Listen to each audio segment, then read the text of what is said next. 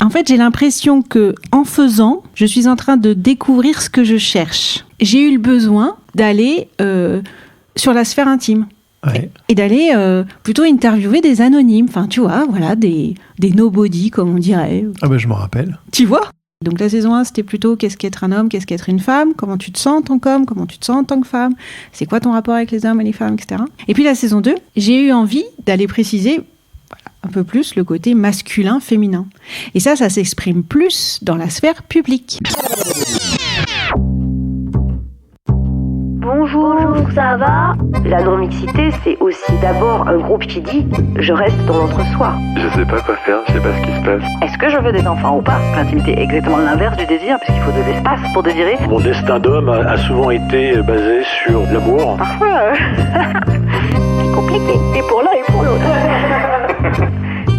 Sur l'oreiller, c'est un podcast pour parler des relations hommes-femmes, des questions d'identité, de genre, de polarité masculine et féminine.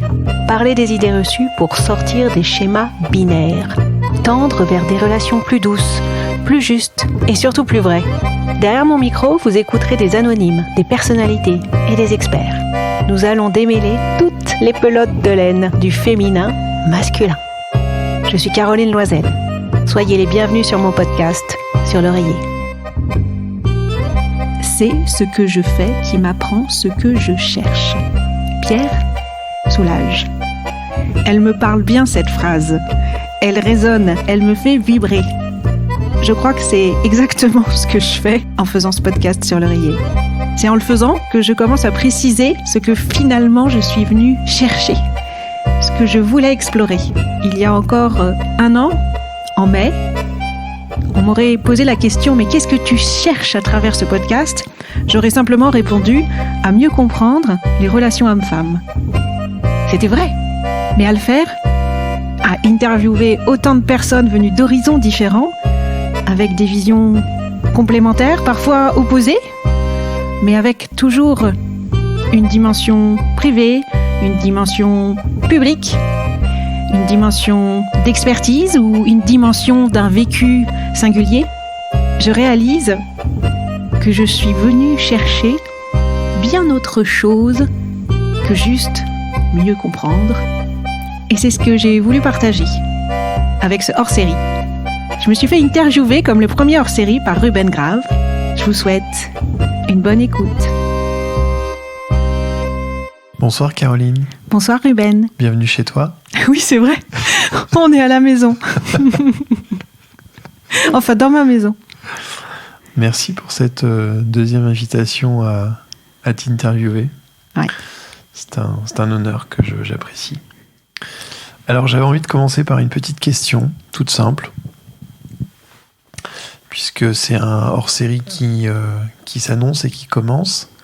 Et c'est toujours un plaisir de regarder un petit peu dans le rétroviseur. Alors, j'avais une question, c'est sur ce podcast, sur l'oreiller, qu'est-ce que tu vas chercher ? C'est ça. Je suis un peu dans une exploration. Des fois, j'en suis limite à me dire c'est une autothérapie. Je vais chercher... En fait, j'ai l'impression que en faisant, je suis en train de découvrir ce que je cherche. Et donc, ça a l'air de se préciser, en tous les cas de se formuler de façon plus, je trouve, détaillée. Et alors là, présentement, je ressens que ce que je cherche, c'est de contribuer à faire appréhender au plus grand nombre ce qu'est le système identitaire homme-femme qui existe aujourd'hui dans notre société française. Système identitaire homme-femme, ça veut dire tous les attributs qu'on a mis au masculin, tous les attributs qu'on a mis au féminin et qui nous permettent d'avoir des repères en tant qu'homme et en tant que femme et d'être reconnus socialement. Et comment tu fais ça ? Eh bien, je fais ça en allant interviewer des personnes qui ont soit déjà réfléchi au sujet, soit qui de façon même anonyme me partagent leur vécu. Donc tu vois, la saison 1, c'est vrai que j'ai eu le besoin d'aller sur la sphère intime. Ouais. Et d'aller plutôt interviewer des anonymes, enfin tu vois, voilà, des nobody comme on dirait. Ah bah je m'en rappelle. Tu vois ? C'est vrai, il en faisait partie. Alors toi, t'étais mon nobody numéro 9, je crois. Voilà, j'ai eu besoin d'aller... voilà, peut-être d'aller voir des pairs, tu vois, des personnes comme moi, lambda, voilà, rien de particulier, tu vois, voilà. Au sens, voilà, on n'est pas des personnalités, on n'est pas des experts, on n'est pas, voilà. Et donc ça, c'était la saison 1. Et puis la saison 2, je me suis dit, ok, donc la saison 1, c'était plutôt qu'est-ce qu'être un homme, qu'est-ce qu'être une femme, comment tu te sens en tant qu'homme, comment tu te sens en tant que femme, c'est quoi ton rapport avec les hommes et les femmes, etc. Que ce soit avec tes parents, que ce soit avec tes enfants, quand toi t'es une maman et que t'as des garçons, etc. Et puis la saison 2, j'ai eu envie d'aller préciser un peu plus le côté masculin-féminin. Et ça s'exprime plus dans la sphère publique. Mmh. Donc la deuxième saison, j'étais plus dans cette thématique-là, donc je suis plutôt allée voir des personnes qui ont réfléchi au sujet. Et donc la première d'ailleurs que j'ai interrogée, je crois que c'est c'est l'épisode où j'ai le plus appris, c'est Edith Marwe-Jules, géographe du genre. Bon, déjà j'ai découvert un métier, qui travaille depuis plus de 20 ans, qui a fait sa thèse sur le sujet, sur la mixité dans les cours d'école. Qu'est-ce qui se passe, ne serait-ce qu'en termes de déplacement dans les cours d'école ? Qu'est-ce qui se joue dans une salle de classe ? Qu'est-ce qui se passe à la cantine ? Comment se constituent les groupes ? Comment sont faits les jeux ? Et elle travaille sur, en tant que personnel encadrant ou en tant que directeur, directrice d'un établissement, comment tu peux œuvrer à travers des activités différentes et des espaces faits autrement pour que la mixité potentiellement puisse avoir une place et que les garçons et les filles soient plus amenés à être ensemble et vivre des choses ensemble. Qu'est-ce que tu as découvert d'autre ? J'ai découvert... le principal truc que j'ai découvert, on va pas se mentir, c'est qu'en gros, de 0 à 45 ans, je me suis d'abord considérée comme une personne. Bon, ce qui est bien, je veux dire, à la base, j'ai juste. Sauf que la limite de se considérer comme une personne, c'est que j'avais que 2 clés d'entrée. Tout ce qui m'arrivait, je l'expliquais soit par ma personnalité où j'avais souvent en tête, je suis trop ci, trop ça, trop quelque chose. Donc mon caractère, ma façon d'être au monde et vis-à-vis des autres, et mon vécu, mais au sens éducation, au sens qu'est-ce qu'on m'avait transmis, au sens héritage. Voilà. Et donc je regardais ma vie uniquement à travers ces 2 filtres. Jamais je me suis dit, si cette situation m'arrive, c'est peut-être par le 3e filtre, parce que je suis une femme. Jamais. Ce qui, en même temps, peut-être m'a rendu service, ou tu vois, je sais pas dire en fait. Je sais pas dire. Après, moi, à titre juste professionnel, j'étais dans un secteur qui bougeait beaucoup. J'étais dans le numérique. Donc, il n'y avait pas d'histoire de plafond de verre, de discrimination. Enfin, en tous les cas, moi, je l'ai pas ressenti.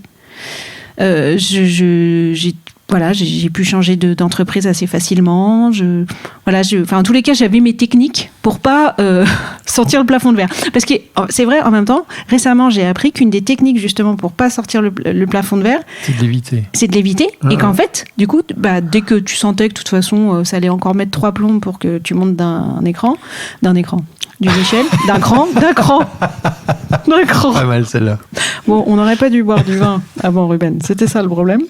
Voilà. Et donc ça, je l'ai appris dans un atelier, que ça a été étudié, que c'était effectivement du coup des carrières où tu changeais d'entreprise assez souvent, ce qui m'est arrivé. En 15 ans, j'ai fait 7 entreprises.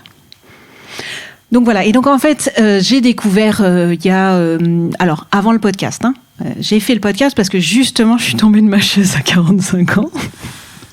Alors, ça n'a pas été du jour au lendemain. Qu'est-ce qui t'a fait tomber de ta chaise ? En fait, c'est l'accumulation d'expériences depuis l'âge de 39 ans. Ouais. Parce qu'à 39 ans, je suis devenue maman solo. Donc, réouverture avec des relations avec des hommes. Et 1 an après, donc à mes 40 ans, je suis devenue solo-entrepreneur, donc monter mon business, quoi. Et me voir confrontée, alors là, toute seule, toute seule. Hein. Personne, il n'y avait pas d'interaction avec d'autres personnes. Enfin, j'avais plutôt d'autres personnes autour de moi qui me stimulaient. Mais moi-même, je me mettais des montagnes, des blocages, des peurs. Et quand au bout d'un moment, tu vois, t'arrives pas à te rendre visible, prendre la parole sur LinkedIn, ce qu'on dirait un peu s'imposer, je me suis dit, bon, je vais aller me faire coacher. Et en me faisant coacher, j'ai commencé à apprendre plein de choses sur des formes de réaction que j'avais parce que j'étais aussi une femme. Donc j'ai commencé à vraiment, une fois que moi j'avais réglé le sujet un peu sur moi, que j'arrivais à franchir ces crans et ces marches, expérience avec des hommes où des fois j'ai eu des choses un peu étranges comme comportement, et là je me suis dit mais quand même ça n'a rien à voir avec ta personne, ça a peut-être à voir avec le fait que tu sois une femme, peut-être. Voilà, donc à partir de 45 ans, donc depuis 3 ans, voilà, à un moment donné, c'est un homme qui m'a mis dans les mains, tiens, avec tout ce que tu me racontes là, tiens, lis Virginie Despentes, King Kong Theory. Ouais. Et alors là, voilà. Après, j'ai écouté Les femmes puissantes de Les Salamé, après Les couilles sur la table de Victor Toyon, et après c'était parti, Mona Chollet, Pierre Bourdieu, parce qu'il y a aussi des hommes. Hein. Pierre Bourdieu, il a écrit dans les années 90 La domination masculine. Voilà. Et là, ça s'est plus arrêté. Et là, j'ai pas arrêté de tomber de ma chaise et je me suis dit, non, mais c'est pas possible. Il y a plein de gens qui n'ont pas le temps, ou qui peuvent pas, ou qui n'ont pas idée, ou qui sont dans une forme de méconnaissance, comme moi j'ai pu être pendant 45 ans, et il faut que je retransmette. Voilà. Et donc, c'est pour ça que j'en suis là aujourd'hui. Et est-ce que ça t'a aidé à mieux comprendre la définition d'avoir un regard différent sur le féminisme, sur des idées reçues, sur des modèles qu'on peut évoquer régulièrement, un peu dans nos conversations quotidiennes? Alors, ça m'a permis, parce que, alors, évidemment, je ne m'intéressais pas du tout au féminisme, puisque j'étais une personne, donc voilà, pas de sujet. Donc forcément, j'ai beaucoup sur Instagram, où les comptes féministes peuvent s'exprimer. Ouais. Et là, je me suis rendu compte qu'il y avait des féminismes. Oui. Donc, à un moment donné, j'ai essayé, là, si je te synthétisais aujourd'hui, les deux choses très extrêmes, c'est des courants très inclusifs, comme on dit, j'aime pas ce mot, mais en gros, qui intègrent les hommes, qui sont donc, on pourrait dire, des courants dans l'harmonie, et plutôt, j'ai envie de dire, modérés. Ouais. Et puis, des courants extrémistes, alors on dit radicaux aujourd'hui, pardon, des courants radicaux qui veulent exercer le féminisme en se passant des hommes. Je caricature pas, hein. Il y a vraiment des courants qui affichent ces postures. Moi, mon propos, c'est de dire, le sujet, il est tellement complexe que merci à toutes ces personnes d'être activistes à leur façon, avec leurs convictions.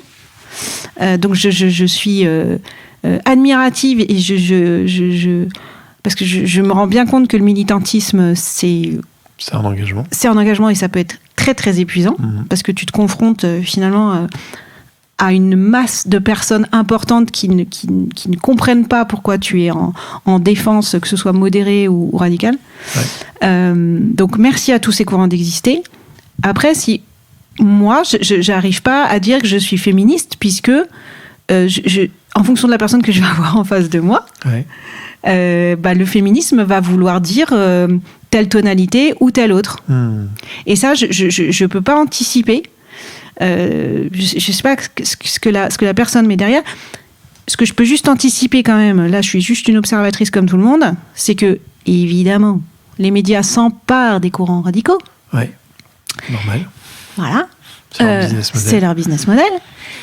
Et que, par défaut, je pense que une bonne partie des personnes vont associer le féminisme à des choses radicales. Et et ce serait complètement erroné. Enfin, on rentre dans une relation complètement néfaste pour moi, pour les deux d'ailleurs, si je suis associée à une image comme celle-là, quoi. Et encore une fois, je remercie à ce courant d'exister. C'est juste que c'est pas ma façon d'exprimer le féminisme. Ce qui est intéressant, c'est que finalement, dans la relation, enfin, si je le reformule comme je l'entends, c'est que finalement, la façon dont tu l'interprètes, c'est qu'en fonction de la personne que tu as en face de toi, tu vas rétablir un équilibre en fonction de la position de la personne. C'est que si demain on me posait en public la question de est-ce que tu es féministe, je demanderais d'abord à la personne sa définition du féminisme. Pour pouvoir équilibrer. Exactement. Parce que répondre oui ou non à cette question, ça n'a pas de sens. Oui, en soi, de manière générale. T'as plein d'images qui te viennent derrière le mot féminisme aujourd'hui. C'est vrai. Et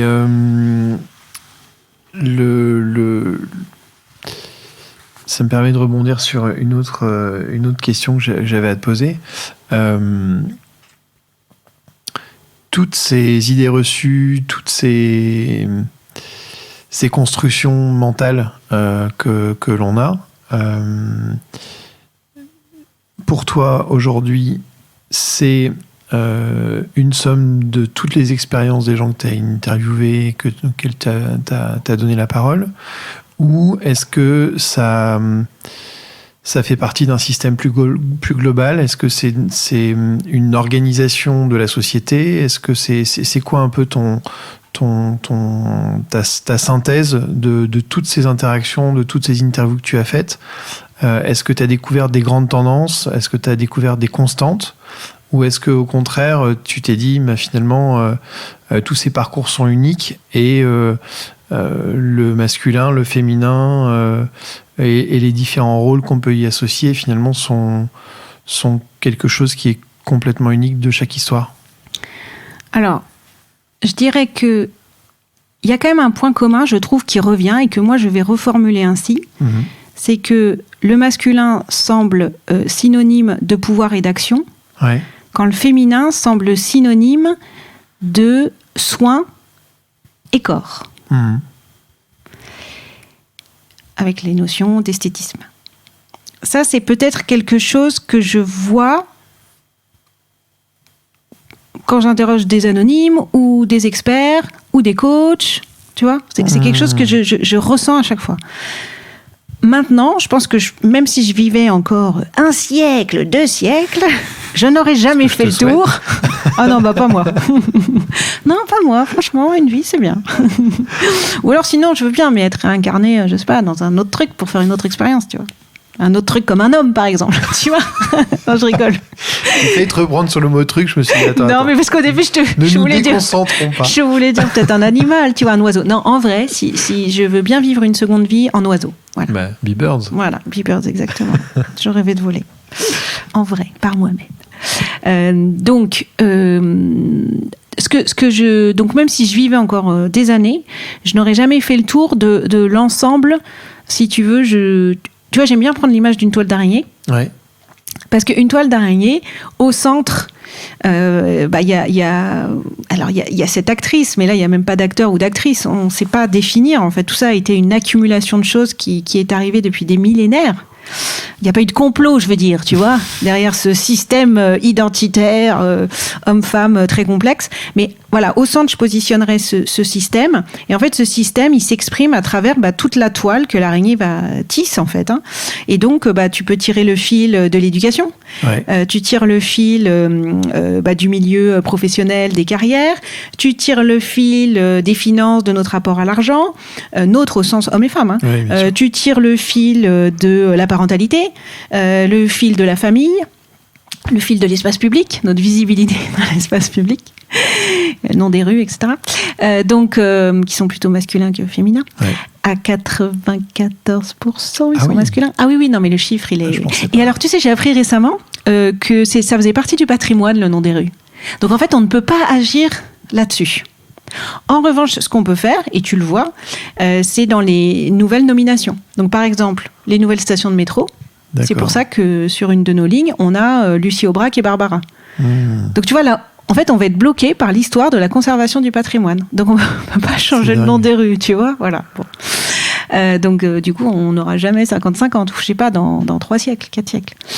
Donc, voilà, j'aime bien cette image de l'araignée.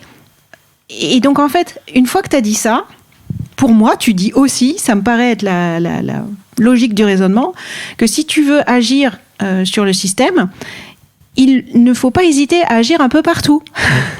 Et que toutes les solutions qui vise à rétablir une égalité et ou une équité en fonction du contexte.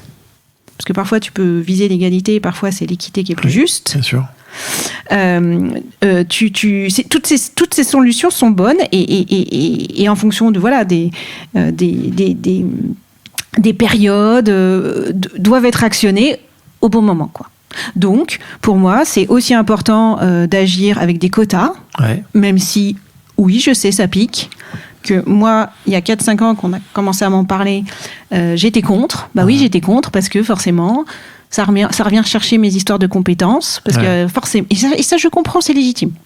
Mais que, voilà, depuis 3 ans que je suis à l'intérieur du système et que j'essaie de comprendre les rouages, je peux vous dire que c'est essentiel d'avoir les quotas, sinon dans 150 ans on y est encore. Et je dis pas 150 ans par hasard, c'est ce qui a été montré dans une étude. Si on met pas de quotas, ça marche pas. Ça marche pas. Enfin, il va falloir encore attendre 3 générations. Il faut des chiffres. Voilà.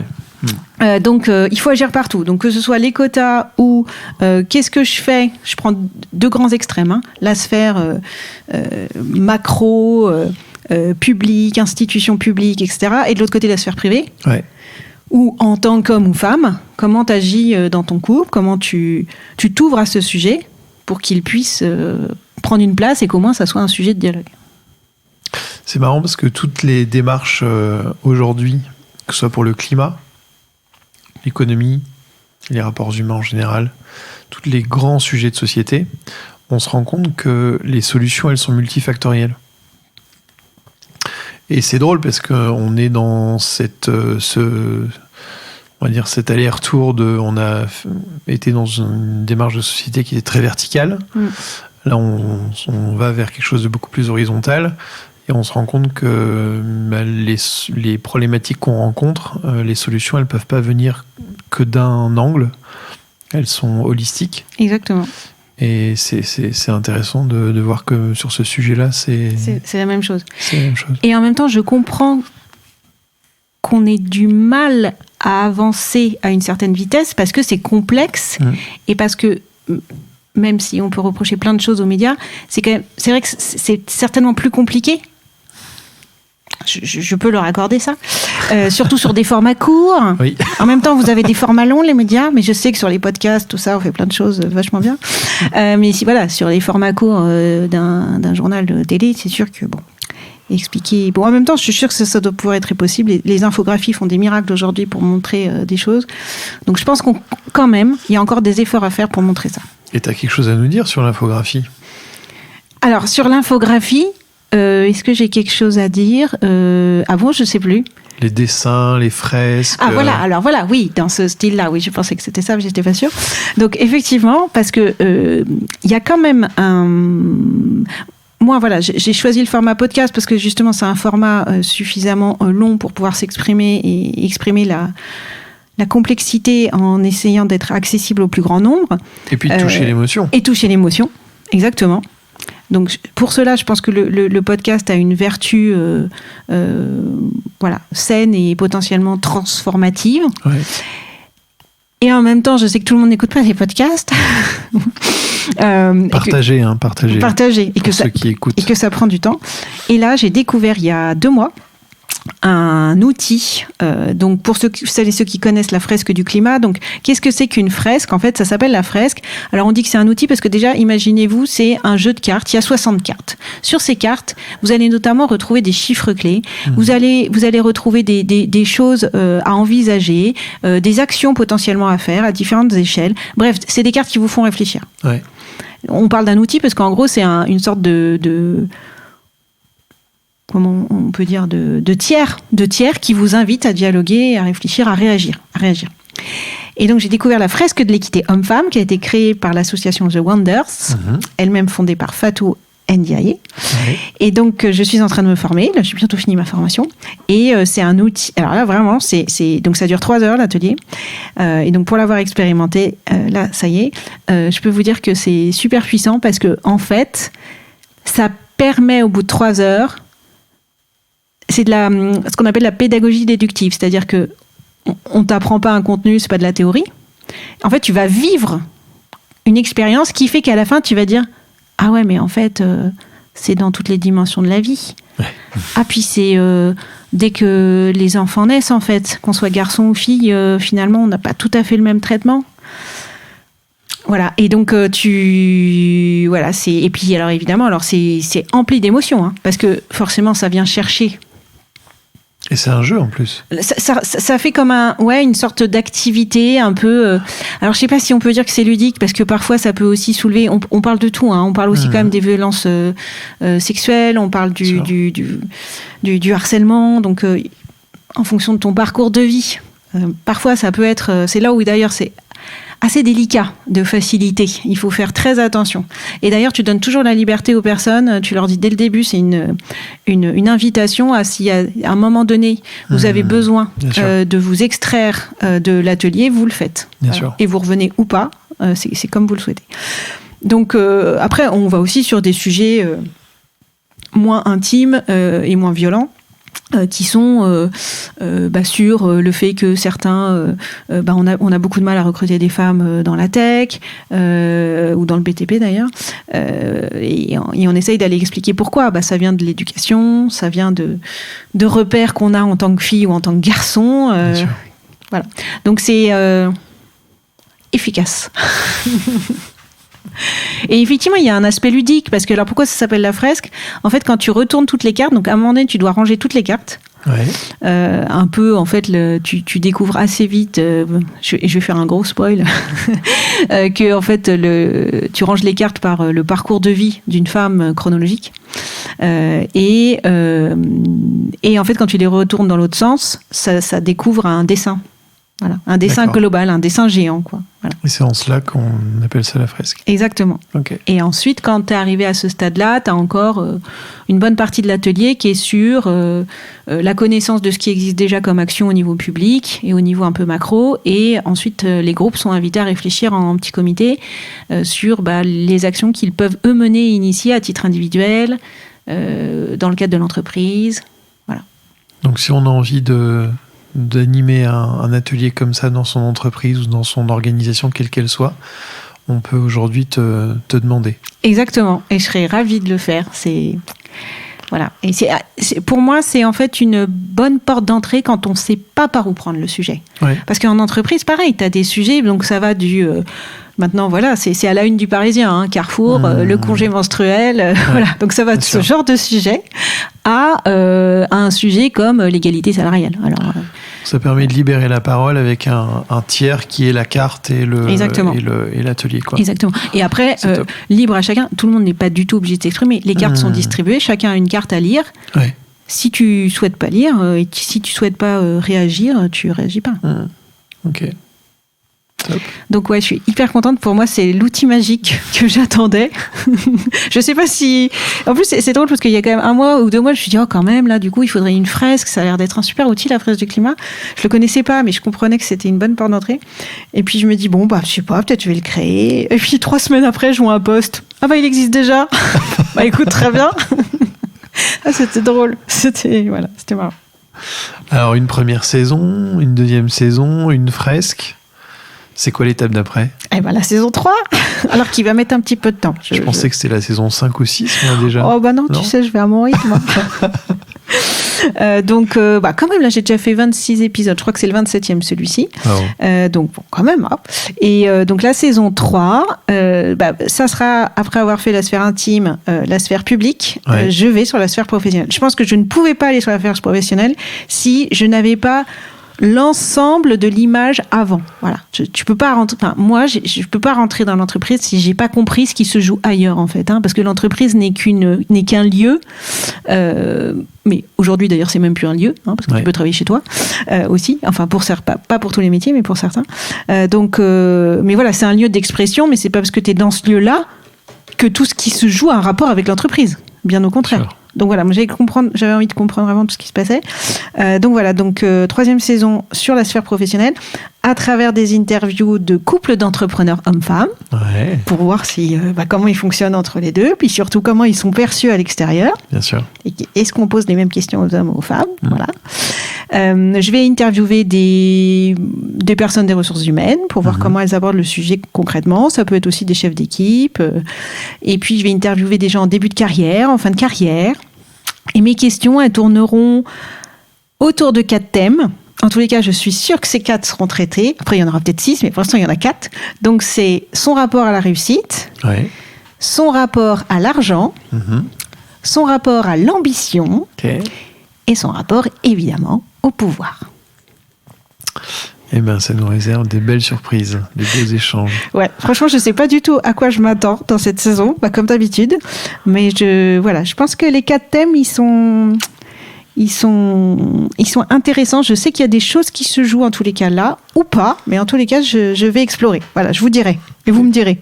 Et puis, depuis finalement le début de ce projet de podcast, tu avais envie de venir sur ce thème-là ? Oui, depuis le début, oui. Mais je me disais que c'était trop tôt. Il y a un an, je me sentais pas prête. Et tu vois, à la fresque de l'équité, quand tu postules pour être fresqueuse, forcément, il faut donner quelques références. Donc, sincèrement, je n'aurais pas eu le podcast, je ne sais pas si j'aurais été prise, tu vois. Parce qu'il faut connaître quand même un peu le thème. Parce que là, tu as des chiffres sur les cartes, mais il faut avoir d'autres connaissances. Parce qu'à partir d'un chiffre, les débats, ils peuvent aller très très vite. Et il y a des émotions qui ressortent, tu vois. Il y a des parcours, il y a du vécu, ça touche à ton identité, tu vois. Autant la fresque du climat, ça touche pas à ton identité, ça touche à ton style de vie. Alors, ça fait partie de ton identité, mais c'est pas aussi sensible. Tu vois, là, on est quand même sur un terrain. Depuis tout petit, t'es un homme, depuis tout petit, t'es une femme, quoi. Donc, ça joue, quoi. Donc, voilà. Donc, tu vois, le podcast, finalement, il me porte pour être fresqueuse aujourd'hui. Donc, je me sens bien à l'aise pour traiter ce thème et le porter en entreprise. Bon, on a hâte de t'écouter. Ouais. Et moi, j'ai hâte aussi de continuer parce que du coup, quand j'anime des ateliers, mais j'en apprends encore plein, tu vois. Parce que c'est comme si les personnes étaient interviewées, en fait. Alors, par contre, ça va très, très vite. Donc, des fois, je me dis, oh là là, j'aurais dû tout enregistrer, mais tu peux pas. Et puis, j'ai pas envie de mettre tu vois. Après, ça pourrait être complètement anonyme, tu vois. Mais, ça va très, très vite.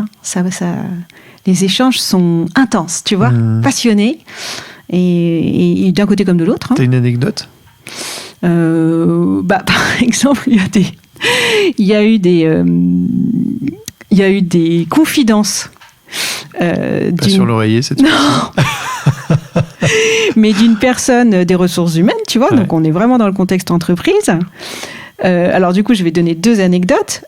Donc la première, c'est cette personne a voulu aborder le sujet en tant que DRH auprès de son équipe de RH déjà pour voir du congé menstruel. Comme on dit, tu sais, lever de bouclier. Lever de bouclier. J'ai cherché une autre expression, mais réaction générale. Mais alors, il a beaucoup de femmes dans son équipe, mais mais hors de question, mais c'est pas le sujet, je veux pas en entendre parler, etc. Donc là, il était là, ok. Mince, oups.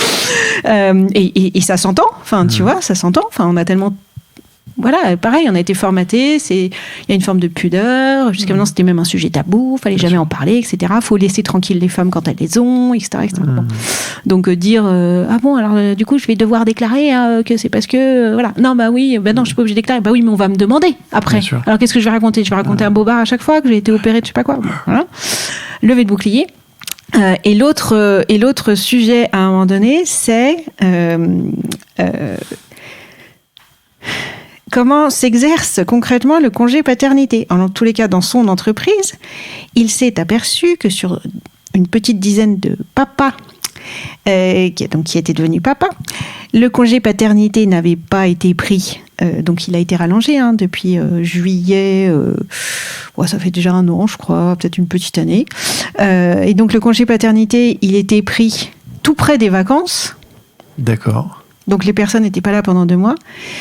Et non pas tout près de la naissance. Et donc, si tu veux... Ça rime, mais c'est bizarre. En fait, c'est... Alors, et là, du coup, la personne a été très claire. Elle est DRH, cette personne a dit, mais en même temps, la loi laisse une période relativement longue pour prendre ce congé. Ouais. Donc, t'es pas obligé de les prendre dans les 3 premiers mois, ou allez, ils auraient pu dire dans les 6 premiers mois. Or, on sait que s'il y a bien un moment où il est important que les parents soient là avec l'enfant, c'est bien au moment de la naissance. Parce Bien que sûr. c'est là où tout va commencer à se jouer, puisqu'on rentre dans un nouveau système, avec une personne tierce dont on doit s'occuper, qui génère beaucoup de tâches et de charges mentales en plus, et que c'est bien à ce moment-là que si c'est pas ancré dans les 3 premiers mois, ça ne le sera pas mieux, ça le sera surtout pas 6 mois après, puisque la maman, en l'occurrence, en général, aura déjà pris toutes ses dispositions et se sera organisée pour réussir à tout bien gérer.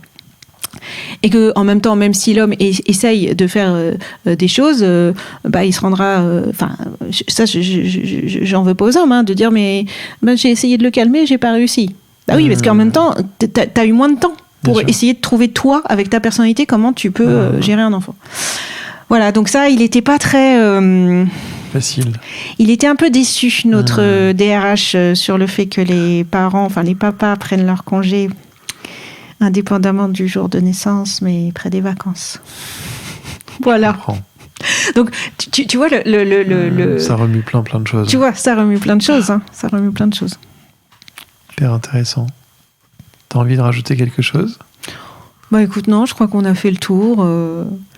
Ça me redonne de l'énergie pour sortir la saison 3, parce que j'avoue que c'est une énergie d'aller chercher...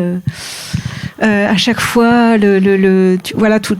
Alors, c'est du temps, mais c'est même une certaine disposition, en fait, tu vois, d'état d'esprit pour faire ces saisons. Donc, le fait de faire cet épisode, Ruben, ça m'aide à me dire, allez, la saison 3 En tout cas, je sais pas si si je vais réussir à résumer ce que celles et ceux qui t'écoutent ressentent, mais en tout cas, ta disponibilité, l'énergie que tu mets dans ce projet, le temps, parce que c'est des heures et des heures de travail, le chemin que tu défriches et que tu nous fais partager, on te remercie beaucoup pour ça. Et puis surtout, pour celles et ceux qui nous écoutent, partagez ce podcast autour de vous. Je sais que c'est toujours difficile quand tu es toi-même à l'origine d'un projet demander aux autres de partager. Donc, je prends la liberté, sans te l'avoir demandé avant, t'as raison, Ruben, de vous demander à celles et ceux qui écoutent de le partager, parce que c'est en partageant qu'on fait bouger millimètre par millimètre les mentalités, les émotions, les relations. Et voilà. Donc, merci Caroline. Merci Ruben. J'espère que ce moment bulle à vos oreilles fut plaisant. Je vous retrouve mardi prochain avec de nouveaux invités. Entre-temps, si l'oreiller vous manque, suivez-le sur le compte Instagram du même nom. Envoyez-moi vos réactions en commentaire ou en MP. Ah, j'oubliais, ce podcast mérite d'être reconnu. Cliquez sur les étoiles, notez, tapotez un commentaire, bref, faites du bruit. À mardi, 12 semaines.